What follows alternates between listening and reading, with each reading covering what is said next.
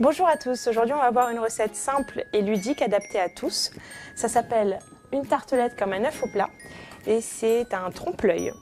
Pour cela il nous faut une pâte sablée, du lait de coco dans une casserole, un peu de lait, un peu de coulis de mangue, de l'eau pour hydrater la gélatine, une feuille de gélatine coupée en deux, des cercles pâtissiers pour faire notre tartelette, de la graisse végétale pour graisser les moules, de la farine et un moule à pop-cake.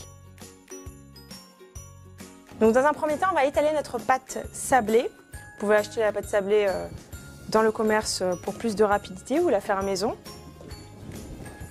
avec un peu de farine. On va l'étaler pour mettre dans nos moules.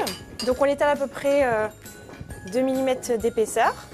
Puis on va prendre une plaque où on va mettre nos cercles qu'on va préalablement graisser. Ensuite, on va faire 2 cercles avec un emporte-pièce en forme de cercle, environ 12 cm de diamètre. Et puis on va le mettre donc dans nos cercles pour foncer la pâte. On écrase bien les bords de la pâte contre la paroi du cercle et on va mettre au four à 180 degrés. Donc on peut couper les bords pour plus de régularité avec un couteau à l'envers. Et on finit en faisant quelques petits trous dans la pâte avec le couteau. Et maintenant au four à 180 degrés pour environ 10 minutes.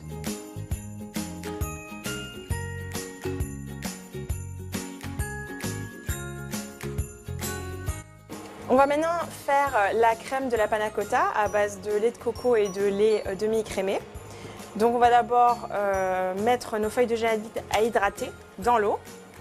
Pendant ce temps, on va faire chauffer la crème de coco et le lait dans la casserole. Et une fois à ébullition, on va pouvoir mettre donc notre gélatine hydratée. La gélatine est maintenant dans le lait de coco et le lait demi-écrémé.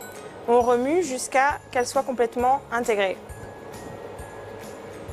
On garde de côté. Et on va maintenant faire la même chose avec le coulis de mangue dans laquelle on met également notre autre demi-feuille de gélatine. On a préalablement chauffé le coulis au micro-ondes et on remue jusqu'à intégration. On va maintenant couler le coulis dans les moules à pop-cake pour faire le jaune de l'œuf. On les rampe bien jusqu'en haut et on va ensuite le mettre au congélateur pendant presque 1 heure.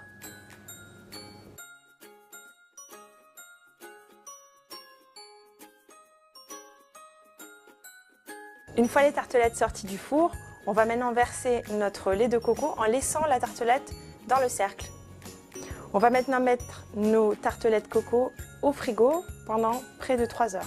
Voilà, on a maintenant récupéré donc nos tartelettes panna cotta qu'on va décortiquer puisque on va enlever donc les jaunes d'œufs qu'on a mis préalablement qui sont en fait le coulis de mangue et hop on pose pour faire le trompe-l'œil. Pour cette recette, il vous faudra une pâte sablée, 100 g de lait coco, 25 g de lait demi-écrémé, une feuille de gélatine, pour le coulis de mangue, 50 g de coulis de mangue et une demi-feuille de gélatine. Voilà pour cette recette trompe-l'œil de panna cotta, j'espère que ça vous a plu et on se retrouve la semaine prochaine pour une recette spéciale Noël. Ah, on s'y tromperait, franchement. C'est sérieux. C'est à s'y méprendre, Oui. n'est-ce pas? C'est rudement bien trouvé, moi je trouve.